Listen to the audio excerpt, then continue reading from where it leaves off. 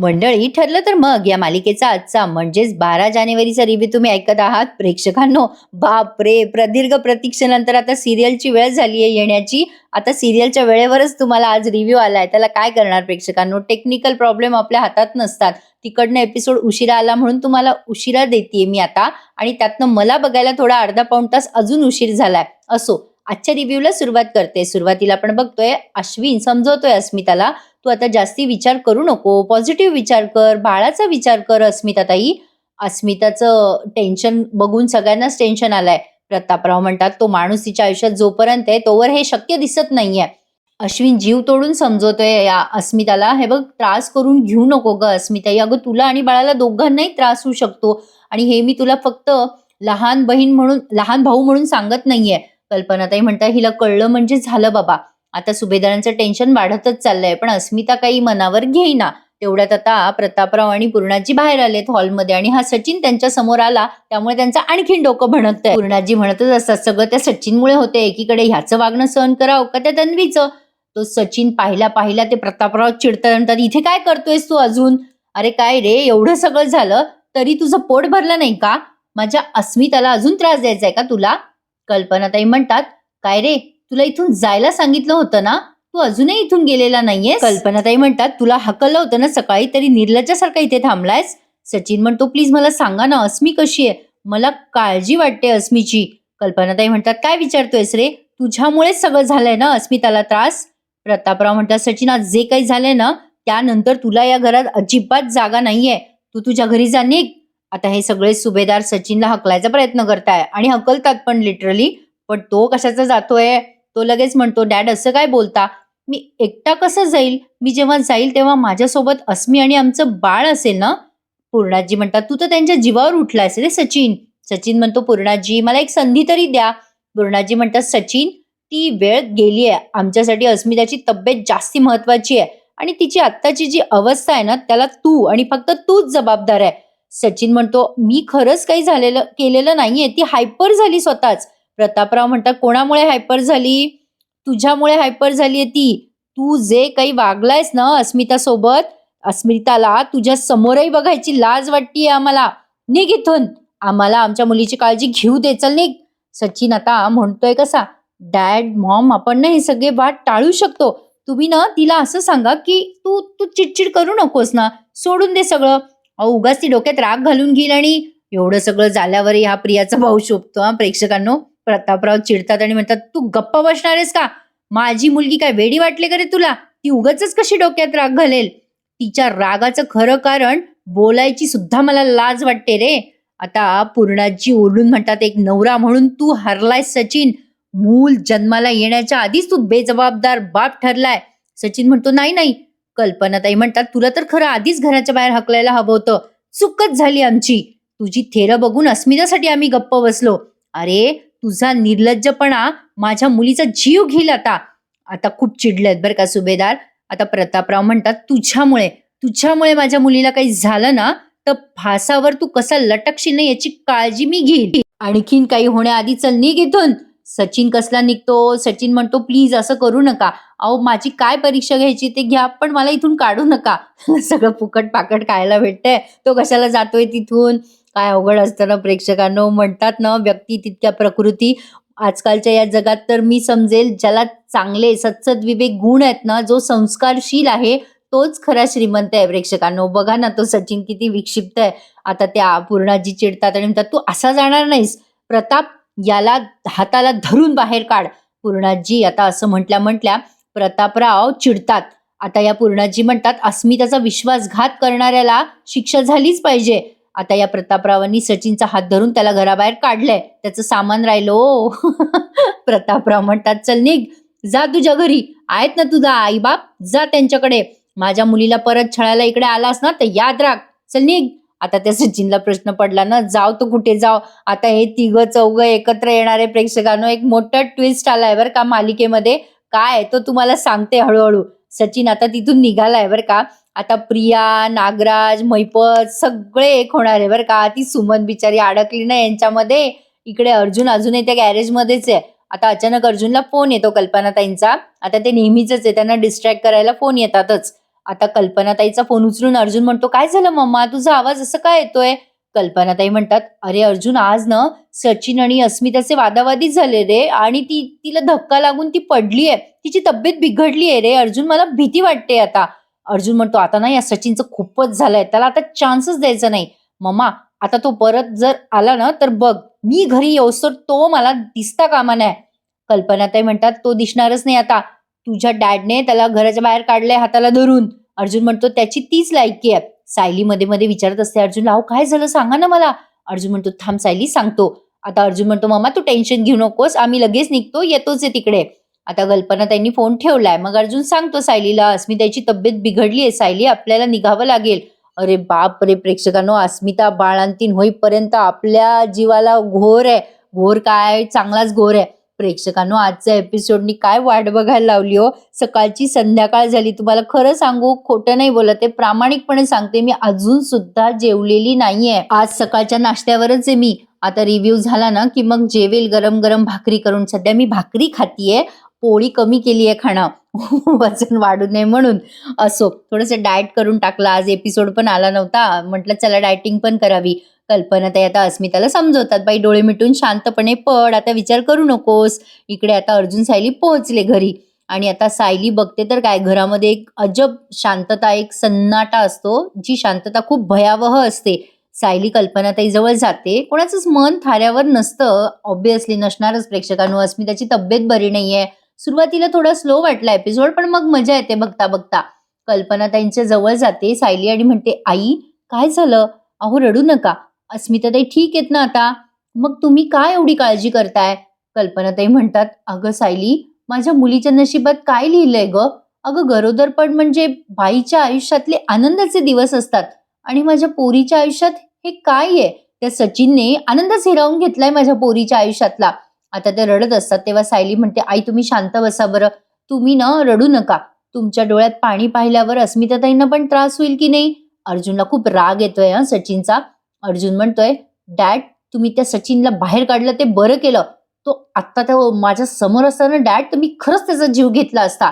अर्जुन असा दातोट खाऊन बोलत असतो. प्रतापराव म्हणतात, "नुसतं घराबाहेर नाही काढलं त्याला मी. अरे मी त्याला हाताला धरून घराबाहेर काढले, हाकललंय मी त्याला. खरं तर आपण हे सगळं आधीच करायला हवं होतं अर्जुन."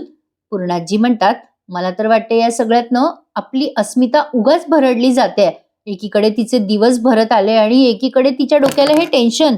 अर्जुन म्हणतो, "अस्मिताताई बरी आहे ना आता आणि तिला काही त्रास तर नाहीये ना?" कल्पनाताई म्हणतात, "नाही अरे, अश्विनने तिला इंजेक्शन दिले त्यामुळे बरं वाटते तिला आता." मग सायली म्हणते, "तुम्ही ना आई टेन्शन नका घेऊ. मी देवाजवळ दिवा लावते हं. आणि आई थोड्या वेळ आराम करा. मी हाक मारते तुम्हाला जेवणासाठी." आता कल्पनाताई म्हणतात, "सायली, अस्मिताला त्रास तर नाही ना होणार?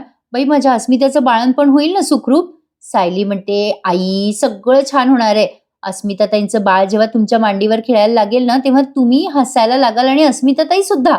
पूर्णाजी म्हणतात, "बाई असंच होते ग सायली आणि आपल्या अस्मिताचं सुख तिला परत मिळू दे." सायली म्हणते, "आई जा बरं आराम करायला. अस्मिताताई जवळ मी आहे. जा तुम्ही." कल्पनाताई आता जातात आराम करायला. थोडा ना स्लो वाटलाय प्रेक्षकांनो एपिसोड सुरुवातीला, पण छान दाखवलाय. आता स्टेप बाय स्टेप ते दाखवतायत. पण आज मैपतने धोका दिला सुमनला. खरंच धोका दिला प्रेक्षकांनो. म्हणजे हा ना एक अनपेक्षित ट्विस्ट आहे किंवा टर्न आहे असं म्हणायला हरकत नाहीये. बघा आता पुढे काय होतं. रविराज आणि प्रतिमात्याचा संवाद दाखवलाय. आता रविराज आणि प्रतिमात्या एकमेकांशी बोलत असतात. त्यांना सुद्धा खूप वैताग आलाय या नागराजच्या वागण्याचा. रविराज म्हणत असतात, "हा नागराज कुठे गेलाय? हुंदडायला कोणास ठाऊक पुन्हा." आता या प्रतिमात्या म्हणतात, "जाऊ द्या कुठे जायचं त्यांना, पण माझी सुमन बिचारी सुखरूप असायला हवी हो. अजून घरी आलेली नाहीये सुमन, सापडली पण नाहीये अजून." आता तेवढ्यात नागराज घरी येतो बरं का. कमाल आहे नाही प्रेक्षकांनो. मला असं वाटलं होतं हा फरार बिरार होतो का काय, पण खरंच घरी लिटरली परत आलाय बघा तोंडवर करून. आणि मनातल्या मनात म्हणतो कसा रविराज आणि प्रतिमात्याला बघून, "ही 2 मांजरं मला आता आडवीच जाणार." असा विचार करून नाटकं करतो बरं का प्रेक्षकांनो दारू पिल्याचे. रविराज आता त्याला बघतात आणि म्हणतात, "काय रे नागराज कुठे गेला होतास रे तू?" आता ते जेव्हा त्याला विचारायला लागतात ना तेव्हा असं त्याला त्याच्या पायावर धड उभं राहता येत नाही असा ड्रामा करतो बरं का नागराज. रविराजांना कळतं. रविराज म्हणतात, "हे काय दारू पिऊन आलास नागराज?" नागराज अजून ड्रामा करतो, "मग का करू दादा, काय करू? अरे माझी सुमन हरवली रे. अरे माझी सुमन सापडत नाहीये रे. अशी अशी कशी गेली माझी सुमन? हरवली. मला मला सोडून गेली सुमन. मग काय करू मी? दारू नको पिऊ तर काय करू? दादा काय करू रे? मी दारू पिलो ना मग आता सगळं विसरायला होतं रे. अरे दादा मी काय करू रे? अरे माझी सुमन कुठे गेली रे? उगाच ड्रामा करतोय बरं का प्रेक्षकांनो. आता रविराज म्हणतात, तुझ्या दारू पिल्यामुळे काय सुमन परत येणार आहे का रे नागराज? प्रतिमा त्या म्हणतात, सुमन जेव्हा इथे होती तेव्हा तर तुम्ही नीट बोलला नाहीत भाऊजी तिच्याशी, आणि आता तुमच्या दारू पिण्याने काय होणार आहे? नागराज म्हणतो, तो वहिनी मी काय नाही केलं तरी तुम्ही मला बोलताय वहिनी, माफ करा वहिनी, मी तुम्हाला जोरात बोललो, माफ करा वहिनी. आता पुढे ना प्रेक्षकांनो त्यांनी अर्जुन सायलीचा सीन दाखवलाय. हा सीन थोडा अर्धवट आहे, तो त्यांनी पुढे कंप्लीट केलाय बरं का. रविराजांना खूप राग आलाय ऍक्च्युली नागराजला, पण काय करणार, अशी कर्मदरिद्री लोक पदरात पडले की काही करता येत नाही प्रेक्षकांनो. चांगल्या लोकांची परीक्षा असते. ह्या पुढचा सीन त्यांनी आता सायली आणि अर्जुनचा दाखवलाय बरं का. अर्जुन आणि सायली आता एकमेकांशी चर्चा करताय बेडरूम मध्ये. रात्र झालेली असते. सायली म्हणते, बरं झालं बाबांनी त्या सचिन भाऊजीला घराच्या बाहेर हकललं. अस्मिता ताईंना आणखीन टेन्शन आलं असतं त्यांना बघून बघून. अर्जुन म्हणतोय, मी जर घरी असतो ना तर त्या सचिनला मी पोलिसांच्या हवाली केलं असतं, नुसतं घराबाहेर नसतं हकललं. सायली मग त्याच्या जवळ जाऊन समजवते, हे बघा आता अस्मिता ताईंना या सगळ्याचा ताण आला नाही पाहिजे. त्यांचे दिवस भरत आलेत. आता या सगळ्यातून बाहेर पडण्याची अस्मिता ताईंना ताकद मिळेल. देवी आई आहे ना त्यांच्या पाठीशी. तुम्ही आता आराम करा. हो आपल्याला उद्या सुमन काकूंना शोधायला जावं लागेल. सायली म्हणते, सायलीने असं म्हटल्या अर्जुन म्हणतो की तू झोप, आराम कर, मला झोप लागणार नाही. असं म्हणून तो आता त्या बोर्ड समोर आलाय आणि ते जे धागे दोरे त्याने जुळवले ना, फोटो आहे तिथे बाबूचा, मैपतचा, त्या सगळ्या गोष्टींचा तो विचार करायला लागतो की काय कनेक्ट करता येईल, कसं होईल, काय होईल. आणि तो मगाचचा राहिलेला सीन आता पूर्ण केलाय त्यांनी नागराज आणि रविराजांचा.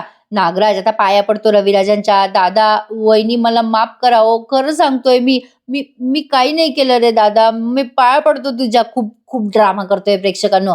आणि म्हणतो कसा, देवा देवा माझी सुमन गेली रे, मी एकटा पडलो रे आता. दादा अरे मला दूर नको करू रे, दूर नको करू रे दादा मला. अरे तू पण माझ्यापासून दूर झाला तर माझं कसं व्हायचं दादा, असा ड्रामा करत असतो बरं का. आणि त्या रविराजांच्या प्रतिमात त्याचा हात हातात काय घेतो आणि म्हणतो, दादा वहिनी मी खरं सांगतो तुम्हाला, सुमन परत आली ना तर मी असं नाही वागणार, खरंच नाही वागणार, प्रॉमिस करतो तुम्हाला. रविराज म्हणतात, अरे तू असा मूर्खासारखा वागत राहिला तर कसं नातं टिकणार आहे? नागराज म्हणतो, नाही मी मी प्रॉमिस करतो, मी माझ्या सुमनला फुलासारखं जपेल. दादा दादा खरंच मला माफ कर रे. दादा माझी सुमन सापडायला हवी ना रे, त्यासाठी सुमन सुमन कुठे गेली ग, तू कुठे गेली, असं बोंबलत बोंबलत त्याच्या खोलीत चालला जातो. नाटकं आहे बरं प्रेक्षकांनो, सगळी नाटकं आहेत याची. आता सायली अर्जुनशी बोलते, ते फोटोकडे बघत असतो ना तो. सायली म्हणते, तुम्हाला काही नवीन दिसतंय का यात? अर्जुन म्हणतोय, सुमन काकूचं लास्ट लोकेशन सापडलं आपल्याला, पण सुमन काकू स्वतःहून गेली की कोणी तिला नेलं असेल. सायली म्हणते, बघा ना मला असं वाटतंय की सुमन काकूच गेल्या असतील नागराज काकांच्या मागे वगैरे. तर बघा ना सुमन काकू न सांगता निघाल्या, आणि आत्ता आत्ता प्रिया पण घरात नव्हती. म्हणजे म्हणजे बघा ना, आपण मगाशी बाहेर निघालो तेव्हा प्रिया पण घरात नव्हती ना. मला असं वाटते की आपल्याला तिथे जी हाक ऐकू आली ना बाईची, ती प्रियाची तर नसेल ना. अर्जुन आता काही बोलणार तेवढ्यात त्याचा फोन वाजतो बरं का. अर्जुन म्हणतो, अगं मलाही तुला तेच म्हणायचं होतं, पण आता तेवढ्यात रविराजांचा फोन येतो. रविराजांचा फोन तो अटेंड करतो अर्जुन आणि म्हणतो, बोल सिनियर, अरे मी तुला कॉल करणारच होतो. रविराज म्हणतात, अरे अर्जुन तुम्ही गेला होतात ना सुमनच्या लास्ट लोकेशन मिळाल्यावर त्या जागेवर, काय रे काय झालं रे? नाही सुमन सापडली नाही ते लक्षात आलं माझ्या. अरे ती सापडली असती तर खुश झालोच असतो आपण, पण काय रे नेमकं काही धागेदोरे काही सापडलं का रे तिथे अर्जुन? मग अर्जुनने जे काही सांगितलं ते नुसतं त्याचं तोंड हलवलेलं दाखवलंय, आणि जे काही प्रकार झाला तो सगळा अर्जुनने रविराजांना सांगितलाय. आता बघा रविराज ते सगळं ऐकतात मनापासून. मग सायली अर्जुनला खुणवते की मला बोलू द्या. सायली आता स्पीकरवर बोलते बरं का रविराजांशी आणि म्हणते, हॅलो रविराज काका, नागराज काका इथून निघाल्यावरती तुमच्याच घरी आले ना? हे म्हणजे ते दिवसभर घरी होते का? रविराज म्हणतात, अगं तो आला, पण आत्ता आला आणि एवढा नशेत होता की त्याला उभं सुद्धा राहता येत नव्हतं. म्हणे सुमन गायब झाली तर दुःख झालंय म्हणून दारूच्या नशेत स्वतःला बुडवलंय त्याने. अरे पण जे आरोप आपण त्यांच्यावर केलेत ना, म्हणजे त्या नागराजवर केलेत ना, ते त्याच्या मनाला लागले म्हणे. अर्जुन म्हणतो, असं बोलला नागराज काका तुला? आणि फोन ठेवून देतो. ऍक्च्युली हे संभाषण ना थोडं मला मिसमॅचिंग वाटलं प्रेक्षकांनो, किंवा माझ्या ऐकण्यात गल्लत झाली असेल. तर मॉरल ऑफ द स्टोरी आहे आजच्या एपिसोडची म्हणजे ही, मैपतराव आणि सुमनताई मैपतराव बांधलेले आहेत. मैपतराव विचार करतायत म्हणजे कसं सुटायचं इथून. आणि काल बऱ्याच प्रेक्षकांनी जी आयडिया सांगितली ना, ती आयडिया आज मैपतरावांनी वर्क केली आहे बरं का. मैपत मनात विचार करतो, हा नाग्या, या नाग्याला सोडत नसतो मी, आता सुटू दे मला फक्त इथून. आता त्या नाग्याला मी पाणी मागायला सुद्धा टाइम देणार नाही. हा नाग्या नेहमी म्हणायचा त्याची बायको बिंडोके बिंडोके, आता या बाईची नसलेली अक्कल माझ्या कामी येईल असं म्हणून मैपत ती खुर्ची असं सरकवतो बरं का, त्याची कंबर हलवून. आता ही सुमन उठते, तो करत असतो सुमनला, आणि त्याच्या तोंडातला बोळा तो फेकतो सुद्धा आता. इतके दिवस नाही फेकता आला त्याला, आता फेकला बरं का. सुमन मैपतला जवळ आलेलं पाहून घाबरते आणि आधी ओरडते बरं का. मैपत म्हणतो, वहिनी घाबरू नका, अहो काही नाही करत मी तुम्हाला, 113% काही करत नाही मी. अहो मला लई वाईट वाटतंय वहिनी तुम्हाला पाहून. अहो काय हो तुमचा नवरा माझ्याशी तर वाईट वागलाच, माझा दोस्त होता तो, पण स्वतःच्या बायकोशी, अरे एवढी वर्ष संसार केला वहिनी तुम्ही त्याच्यासोबत, स्वतःच्या बायकोसोबत कोणी असं वाईट वागतं का? काय वाईट वागला हो तो नवरा तुमचा, मला लई वाईट वाटलं वहिनी, 113% वाईट वाटलं. वहिनी मी काय म्हणतो, तुम्ही मला सोडा. अहो मी खरं तर तुम्हाला आधी सोडलं असतं, पण माझे हात इकडून माग बांधलेले ना वहिनी, तुमचे हात समोर बांधलेले ना, मग तुम्ही आधी मला सोडा, मग मी तुम्हाला सोडतो. सुमन अशी मानेने नाही नाही म्हणत असते, तिच्या तोंडात कापड असतं बरं का. मैपत म्हणतो, वहिनी ऐका माझं, अहो माझी मदत करा सुमन वहिनी. नाही नाही म्हण नका वहिनी, तो नागराज आपल्याला तर मारल, म्हणजे मला तर मारलच, पण तुम्हाला काहीतरी करल. अहो वहिनी, अहो आपल्याकडे कमी वेळ आहे हो वहिनी, माझ्यावर विश्वास ठेवा, मी सोडवणार तुम्हाला, सोडवा सोडवा मला, असं म्हणतो तो. आणि सुमन खरंच कन्व्हिन्स झाली बरं का. पण तत्पूर्वी त्यांनी छोटासा एक अर्जुन आणि सायलीचा सीन दाखवलाय. अर्जुन म्हणतो, हे काय सायली, इथे कोणी दिसत नाहीये. सायली म्हणते, आज कोणीच खोलीतून बाहेर पडलेलं नाहीये. अर्जुन म्हणतो, हो ना, काल सचिनला घराबाहेर काढलं म्हणून सगळ्यांचाच मूड ऑफ झालाय. प्रिया विचार करते, चला आता या सुभेदारांना हे सचिन प्रकरण चांगलंच अडकवून ठेवणार आहे. सायली अर्जुन पण अडकतीलच यात. प्रिया तिथे बसल्या बसल्या विचार करते आणि हसते, आणि तेवढ्यात अर्जुनचं लक्ष तिच्याकडे जातं. आणि त्यानंतर दाखवलाय महिपत आणि सुमनचा सीन. सुमनचे हात समोरून बांधलेले असतात, त्यामुळे ती महिपतचे हात सोडवते. महिपत हात सुटल्या सुटल्या आळस काय देतो. आता सुमन ओरडत असते की तिला सोडव म्हणून, म्हणजे महिपतला म्हणत असते की मला पण सोडवा. महिपत त्याची सुटलेली दोरी सुमनला बांधतो आणि बाहेर पडतो. प्रेक्षकांनो, धोका दिलाय महिपतने सुमनला. सुमनला कळलंय किती फसल्या गेली आहे. महिपत आधी बाहेर येतो बरं का, आणि त्याची माणसं त्याला बघून आश्चर्यचकित होतात. आता सुमन सापडणारच आहे अर्जुन सायलीला प्रेक्षकांनो, आणि ती सुखरूप घरी येईल, त्यामुळे तुम्ही टेन्शन घेऊ नका. रात्री टीव्हीवर आता एन्जॉय करायला किती वेळ राहिलाय, थोडाच वेळ राहिलाय, नक्की बघा टीव्हीवर. आता महिपतचे माणसं म्हणतात, अहो महिपत साहेब तुम्ही. महिपत आधी त्या दोघांच्या सनासन तोंडात मारतो आणि म्हणतो, आधी इथून बाहेर पडा, मग बोलतो तुमच्याशी, बघतो एकेकाला, असं म्हणून महिपत त्या माणसाच्या टू व्हीलरवर बाहेर पडलाय. आणि काय नाही ते तिथे योगायोग बघत चैतन्यराव गाडीवर चाललेले असतात. बसणारच असतो चैतन्य गाडीवर त्याच्या, तेवढ्यात त्याला महिपत एका माणसासोबत दिसलाय, आणि लगेच त्याने अर्जुनला फोन करून कळवलंय, आणि आजचा एपिसोड संपला इथे.